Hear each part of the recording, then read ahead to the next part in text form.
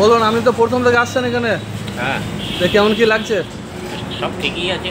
ঠিকই আছে, রান্না বান্না সব ঠিক আছে, টেস্ট ঠিক হচ্ছে। সার্ভিসের আপনি যখন প্রথম আসেন তখন 30 জন, এখন 200 জনের উপর, তাই না? না, প্রথম 30 জন কেন, প্রথম 10 জনও জোটানো মুশকিল। হ্যাঁ, 10 জনও হচ্ছিল না। 30 জনের আয়োজন করছিলাম, 10 জনও হচ্ছিল না। 10 জনও জোটানো মুশকিল। হ্যাঁ, আজকে এখন 150 এখন 200-200-র উপর। আর প্রত্যেক রবিবার আমাদের একজন ডেট বুকিং রাখছে। কেউ জন্মদিন, কেউ অন্নপ্রাশন, ও কারো কারো, হ্যাঁ, কেউ বিবাহবার্ষিকী। এরকম যদি পুরো বর্ধমান চত্বরে যদি কয় জায়গায় খুলে যায়। হ্যাঁ, এটা আমাদের পুরসদে একটা আছে বৃহস্পতিবার, ওটা বৃহস্পতিবারের। এরপরে আর যদি 5 জায়গায় খোলা যায় এক একটা বার এক এক দিন, তাহলে সপ্তাহে 7 দিন, সপ্তাহে হয়ে যাবে লঙ্গরখানা।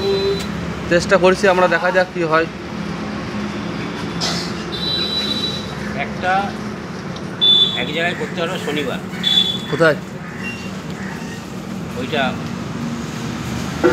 তোমার বীরহাটার থেকে একটুখানি ঢুকে যাবে। বর্ধমানে? হ্যাঁ, বর্ধমান। বর্ধমান বীরহাটা, ঠিক আছে। বর্ধমান বীরহাটা যদি কেউ থাকেন শুনেন, যোগাযোগ আমাদের সঙ্গে যোগাযোগ করবেন, আমরা অবশ্যই চেষ্টা করব।